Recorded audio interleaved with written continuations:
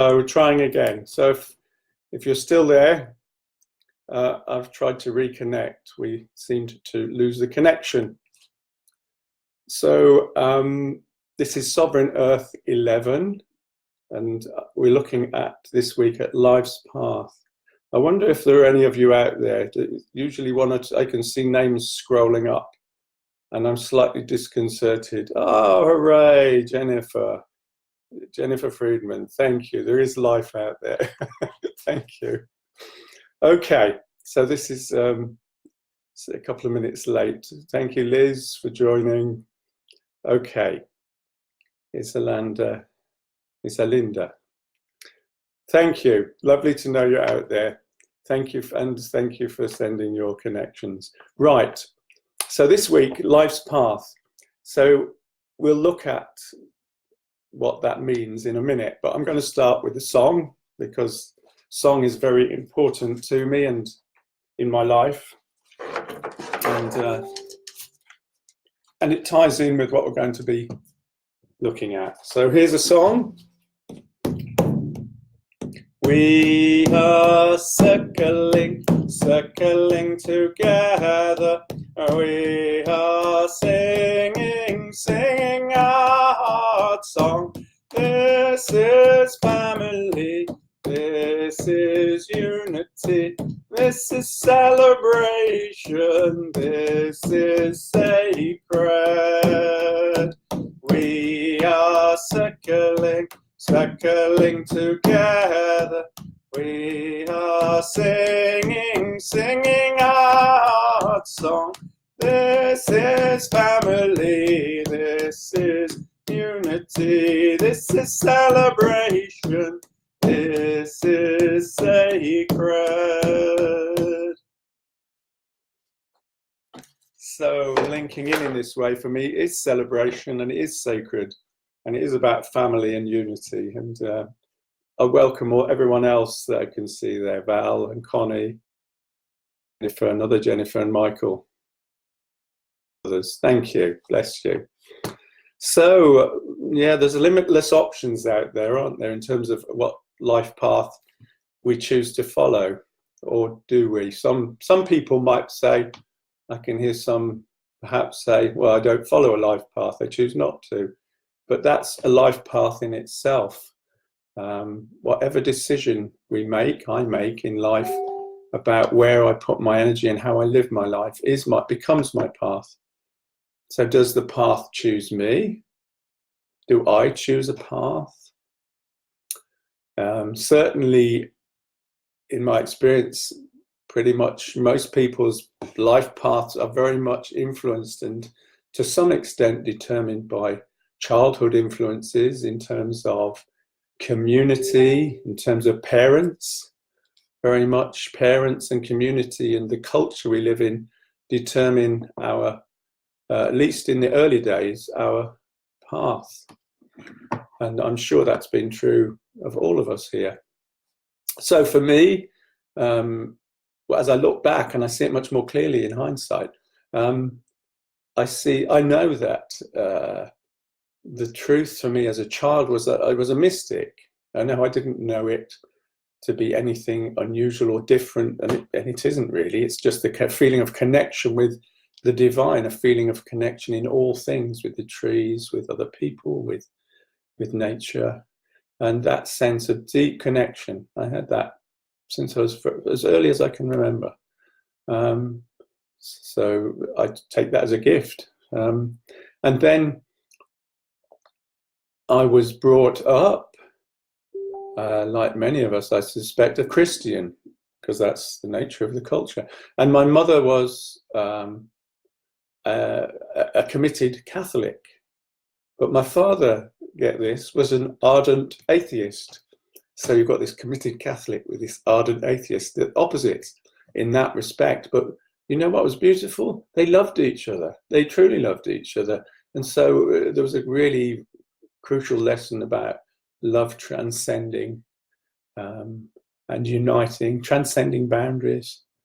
And I came, years on my path, many years ago now, probably 25 to 30 years ago, I wrote a poem I know several people have asked me as I've gone along to include this in one of the broadcasts, those who know it. This is about life's path, but see what you make of this. I am not a Christian, yet Christ is all around. I am not a Buddhist, yet Buddha is my ground. I am not a Muslim, yet Allah's here in all I see. I am not a Hindu, yet Krishna speaks to me. I am not an atheist, yet nothingness counts too. I walk the path of Yahweh, although I'm not a Jew. None of these and all of these and more. If one excludes the others, love's truth goes out the door. Come build a mighty rainbow, embracing all beliefs and creeds. Form something even greater than our wildest dreams exceed. Dream this mighty rainbow, encircling the earth. Sacrifice our dogma, celebrate rebirth. So that was, sacrifice our dogma, celebrate rebirth. And if one excludes the others, love's truth goes out the door. The truth of that, all these paths, if love is at the heart of a path, how can it exclude another? So in my early teens, again, like many I know, I rejected Christianity. It didn't work for me. And I went looking, like seeking what would sing to me, what would sing to my soul, where's the truth, where's the love of my heart. And it being the 60s, I followed for a few years what might loosely be called a hippie path. Love and peace, and there's a beauty to that, but it was that time, and it sang to me, but it certainly didn't answer all that I was looking for. It had some essence of it, and it taught, I learned a lot of things. But just in terms of this sense of us all going out into the world, seeking, looking as we do, and that's what's brought us all here. We're here in that sense. I'm going to invite us just to close our eyes and to just go into the body, into the breath. I'm going to invite us this time, this is slightly different, to imagine being in the ocean. If it's possible, I invite us to take ourselves into the ocean in a safe way, in a safe place. We're protected however we are. Maybe we're just a fish in the ocean, just an observer of all that's going on around. Because I want to tell you a story that illuminates something about the path. And it's based on ancient Chinese wisdom, but I've elaborated it to make a story out of it.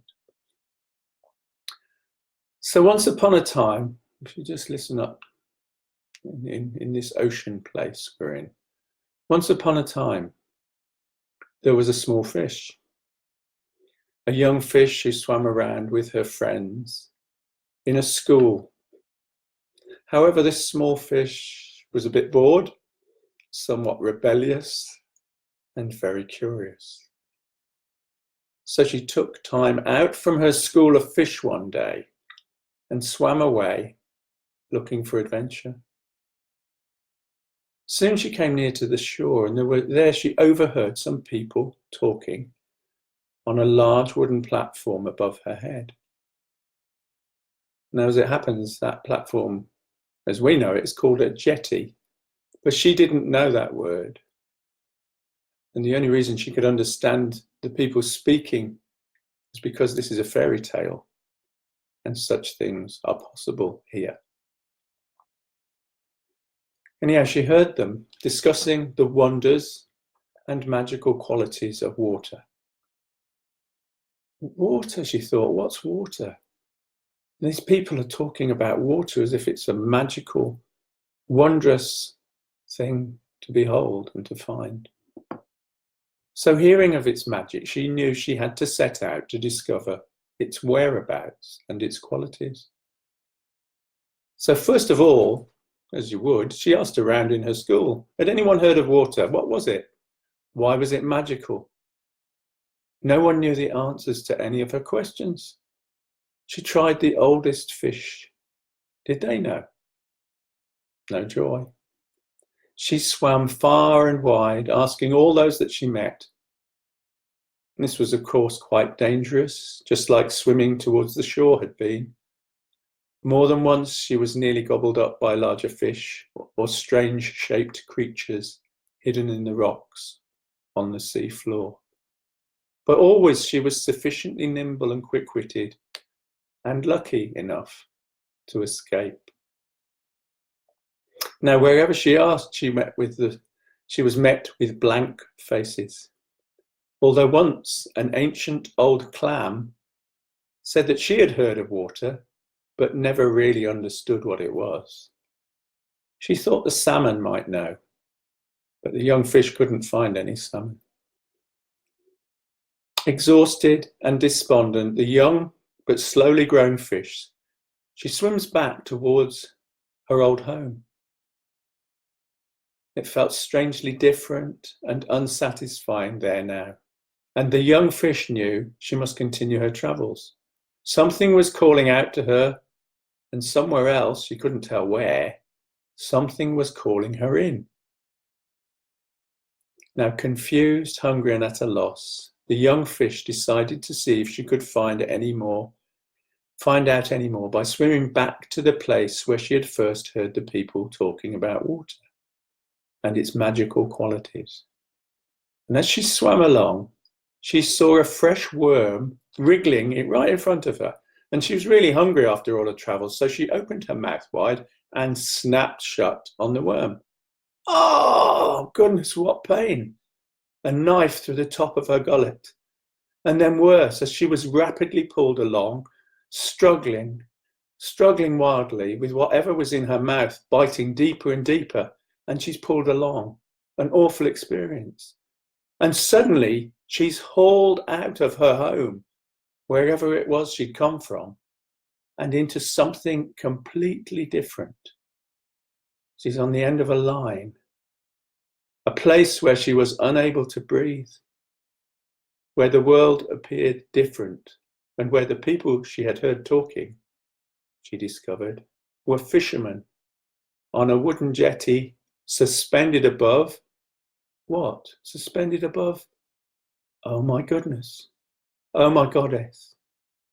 Now, in her moment of loss, she suddenly realized the wonderful and magical place she had just left and been hauled out of. What was it? Water. Water. Too late, she thought. Now I'm done for. I can't breathe. I'm impaled on this sharp blade at the end of this long line. But wait. The fishermen have pulled her close and are looking at the young fish. "Ah, it's only a small one," says one of them. "Not worth keeping," says another. "Barely a couple of mouthfuls," says a third. "Stick her back in," says the original voice. And with that, she's painfully taken off the hook and she's thrown high into the air, and almost as if in slow motion, she's falling, splash, splash, back into the water, the miraculous water. Oh, to be home, oh, to breathe, oh, to be fully alive. How lucky am I, thought the fish. And how unbelievable is this substance called water, full of life and beauty and mystery. What a miraculous and life-affirming place to live. How lucky am I. Wow. Full of joy, she swims off to find her old school friends, her fellow fish. She can't wait to tell them the great news, how they've grown while she's been away. But then so is she realizes. "Well," says one of the fish, "how'd you get on? Did you find out what that silly old tale about water was all about? Did you find it? Doesn't exist, does it? Tell us. Pausing for a moment, the returning fish carefully considered the question, and for a few seconds she wondered how she might answer. Well, said the schoolfish again, tell us, did you or didn't you find water? Yes, she said, I did. But if I told you about it, you'd simply never believe me. And with that, she swam off.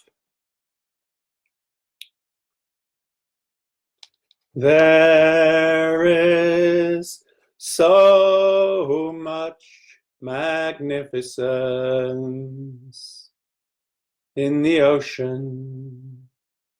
The waves are rolling in.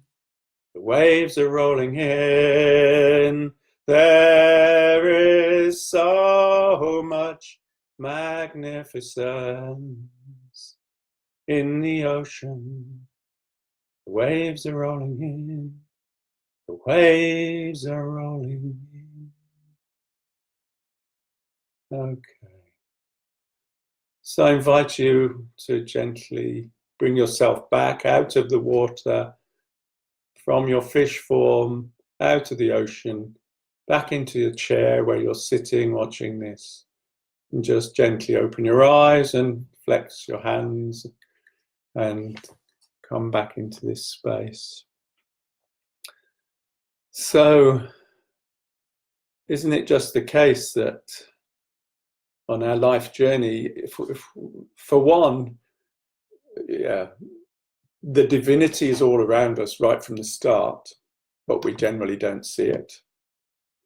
And two, if we go and seek it and we have weird and wonderful experiences, as many of us I'm sure can tell, if we tell people who haven't shared some similar experience, they'll often respond, you're off your head.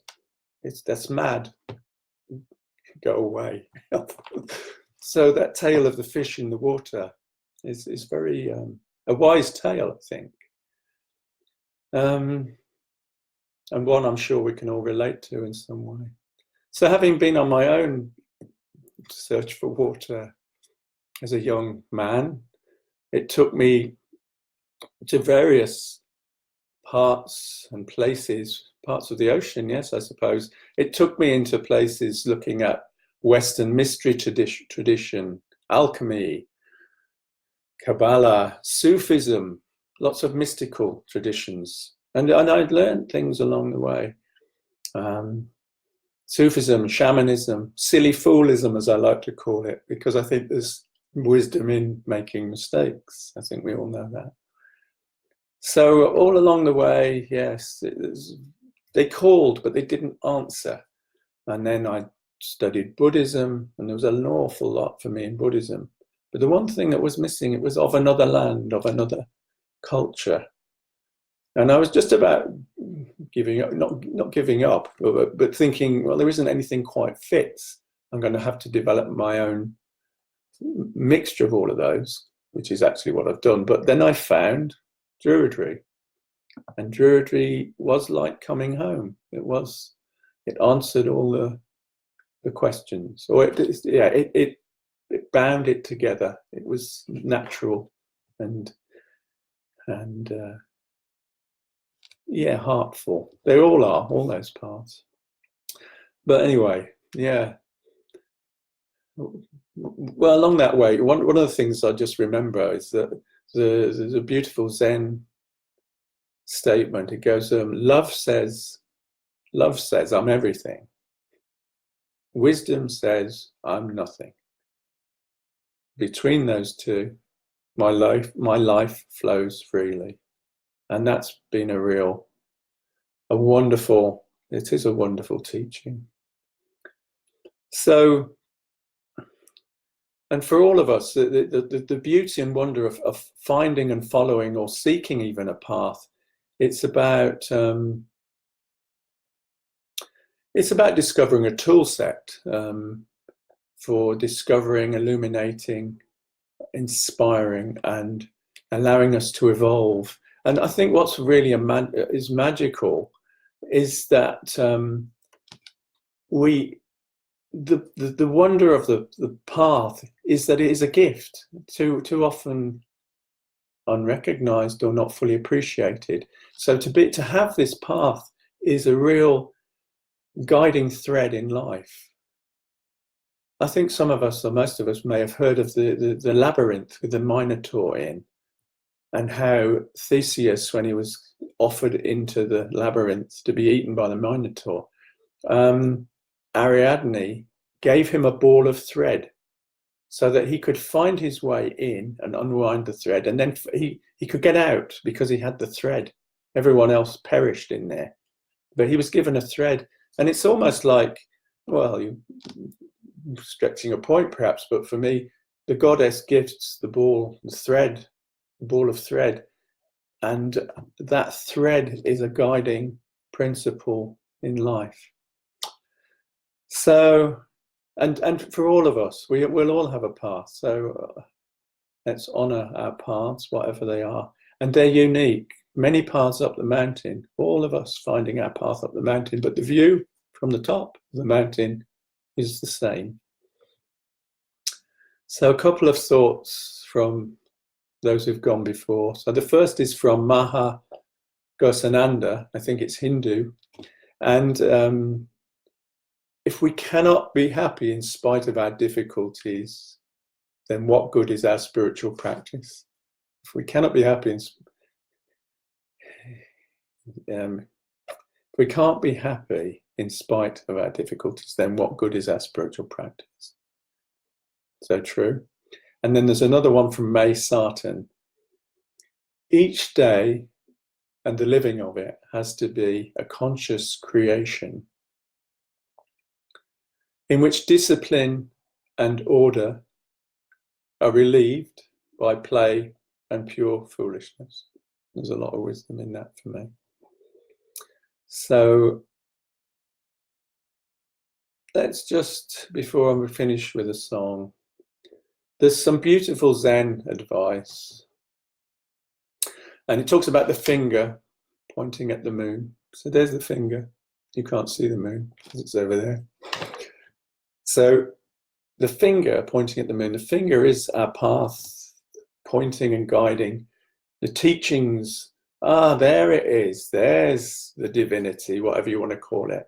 Over there is the moon. Oh yeah, I see the moon. But then too often we get stuck on the finger. Everyone argues about the nature of the fingerprints or how long the nails are or the knuckle. We focus on the finger and we lose sight of the moon. Solzhenitsyn, Alexander Solzhenitsyn summed it up in a beautiful way. I think this was in Cancer Ward. He said, as you wander on through life, my friend, whatever be your goal, keep your eye upon the donut and not upon the hole. So yeah, it's a good one to remind myself of too. So we'll finish with a song. The words are Rumi. It's a Sufi song. And yeah, part of a rich tradition. Let my heart reflect your light, Lord, as the moon reflects the light of the sun, in love, always in love. Let my heart reflect your light, Lord, as the moon reflects the light of the sun, in love, always in love. Oh Allah, oh Allah, oh Allah, oh Allah, oh Allah, oh Allah. Let my heart reflect your light, Lord, as the moon reflects the light of the sun, in love, always in love. So excuse my singing, but you get the message. And let's see some of you sending some appreciative little comments and art. Thank you. It's a joy to share with you. Thank you for joining me. So that's about life's path.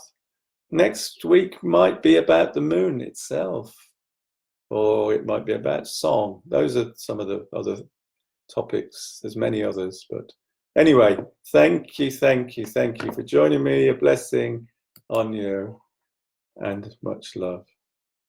Let's see if I can end this. Bye.